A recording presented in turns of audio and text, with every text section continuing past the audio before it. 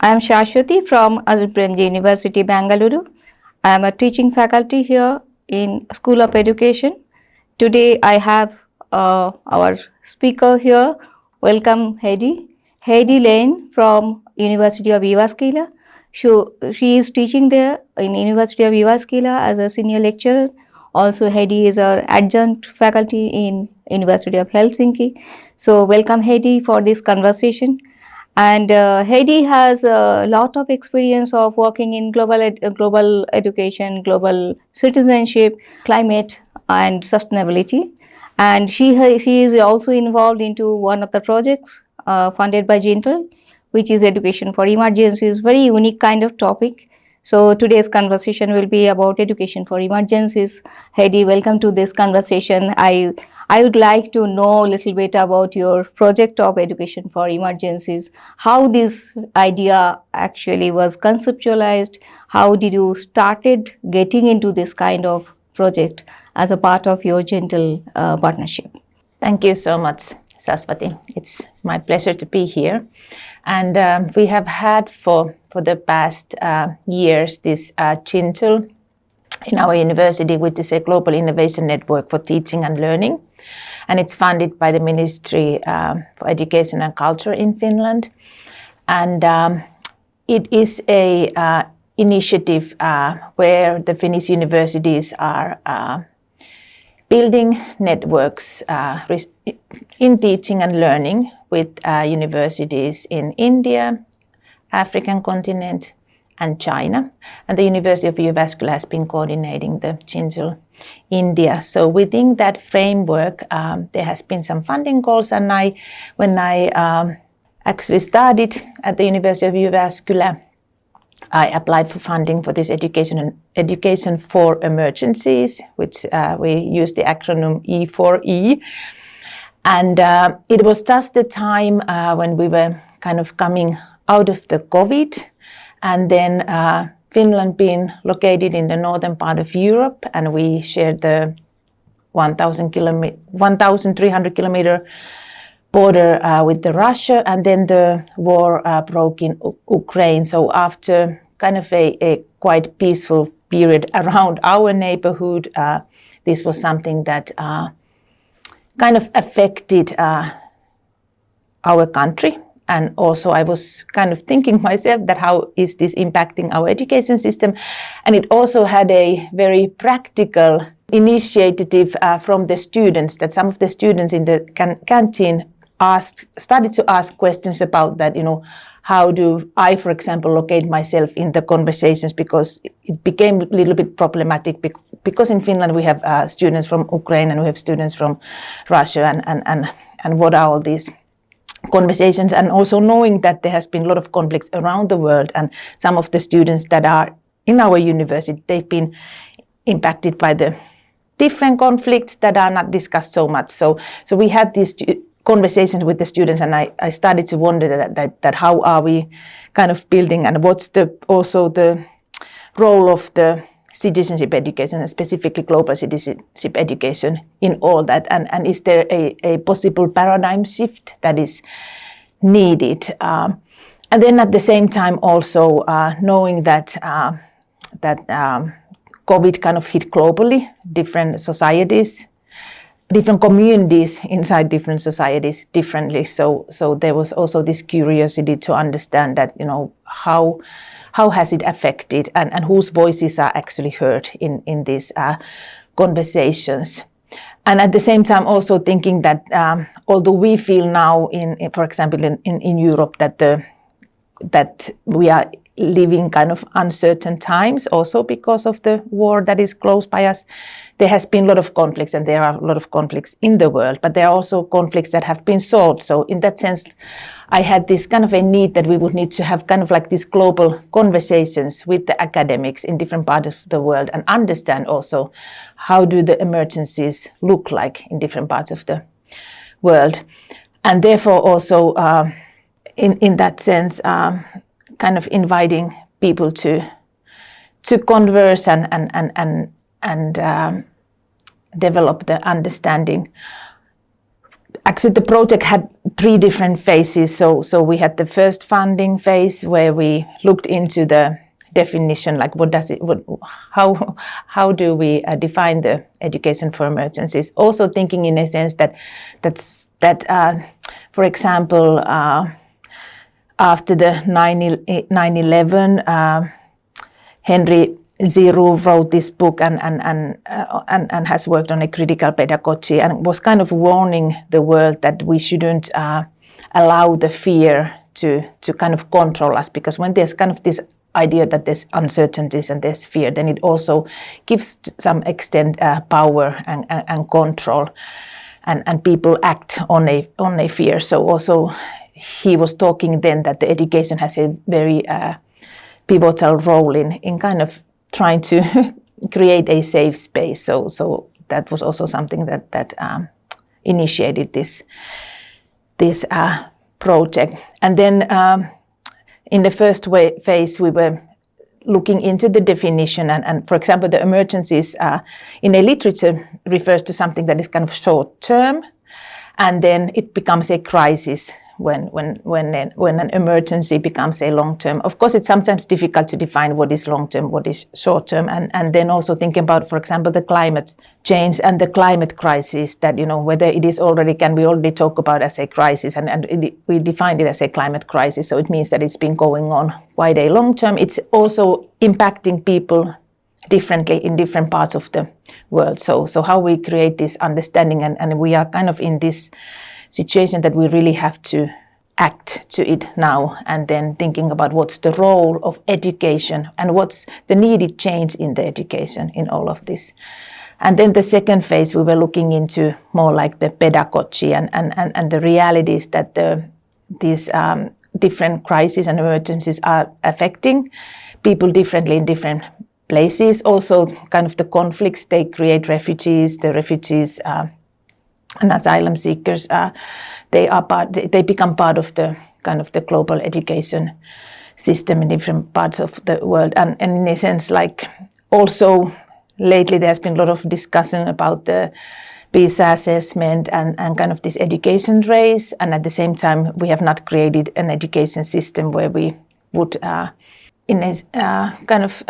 educate people towards a more sustainable future, looking into the unsustainable structures and understanding the conflicts and how to get out of the conflicts. So the second part, we were kind of creating the pedagogical principles for the education for emergencies and thinking about how to create this safe space through education, kind of a safe space for a more like planetary well-being, not only between humans, but overall all planetary, within the planetary system. And then going towards a climate change pedagogy, climate justice, and the third phase now is a climate change pedagogy project where we have engaged Kerala and Ghana and Finland. Nice. So it is very interesting to know that you are thinking about the emergencies from the lens of education, which is not necessarily always happening across the world. And when you talk about the emergencies, as far as I understand, this project is also in partnership with India, Ghana and China. The contexts are very different from Finland also.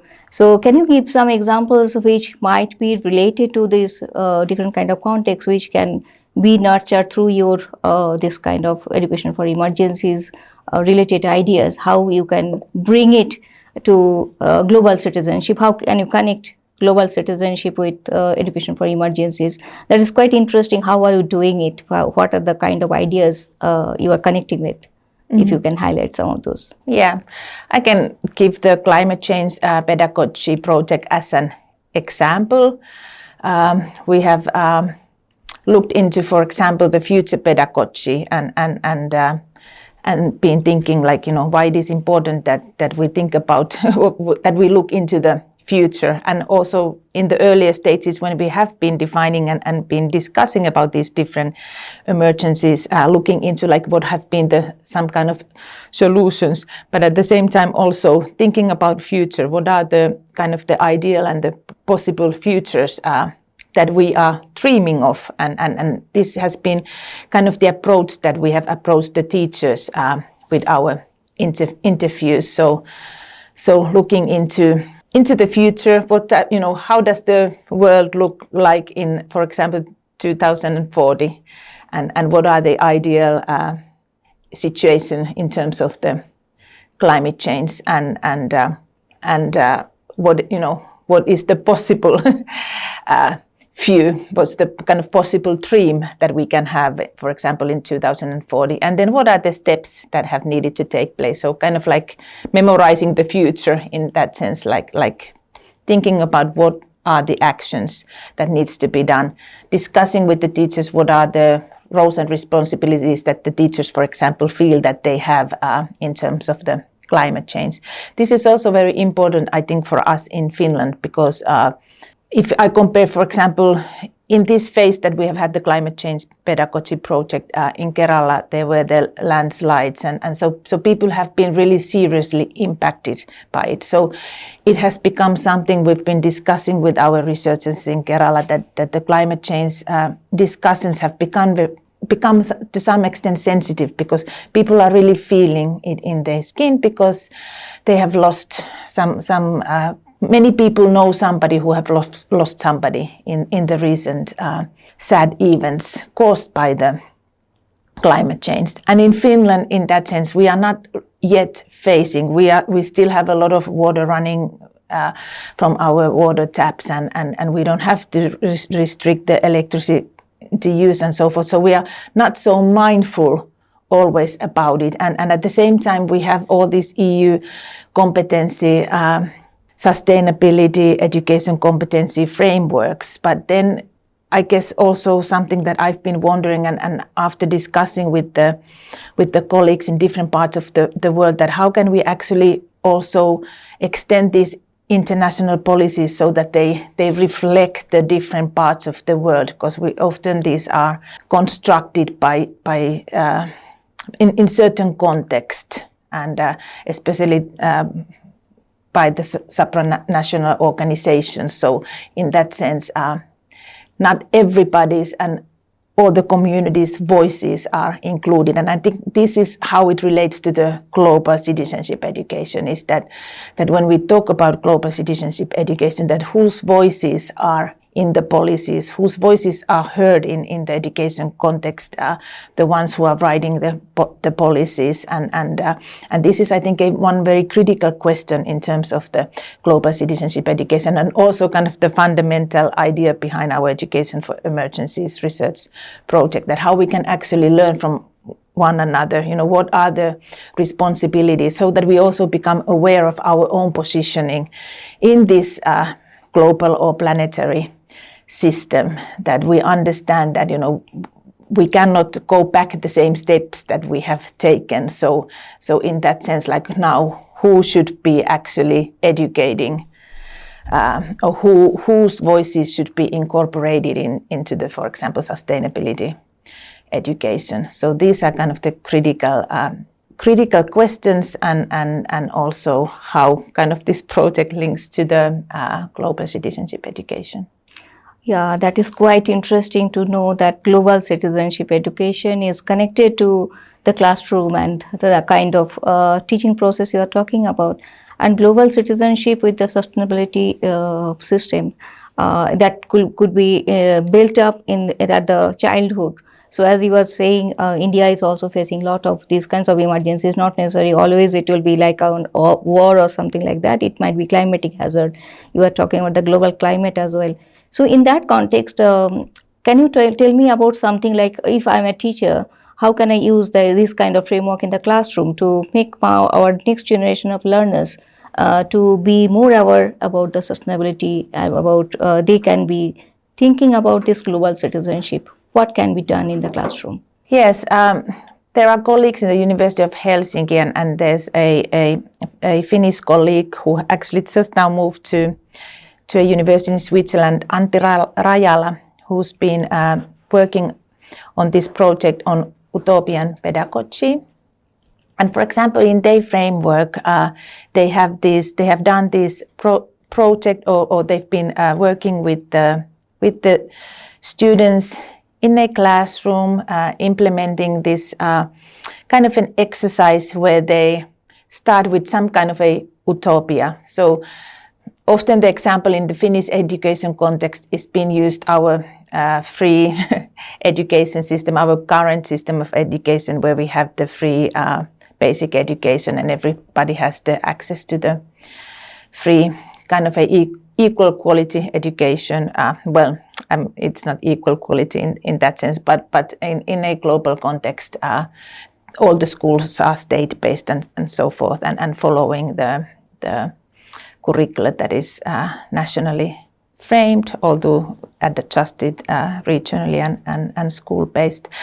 But and because also the curriculum is adjusted in the school-based, this type of pedagogies are possible to be implemented in the classroom. So one nice way of working is to think that this utopia of a free education system in Finland was not something that we could have imagined after independence and then all going through the wars and after Second World War, when Finland was quite rural and poor country. So it was just kind of this dream that we couldn't imagine that this could happen, but it has happened, and something has, some actions have taken place for that to become true. So think about some kind of a utopia and have the students to think about it in group, and then to start to think about what are the steps that needs to take, and then take some concrete action. It can be also very simple, for example, contributing to a biking routes, safer biking routes for children to bike to the school, or something like very concrete. It can be smaller, it can be bigger, but this type of kind of in relation to what we've been doing with the teachers, also imagining the future. This is one exercise that could be also done with the children. And children, they have a very wild imagination.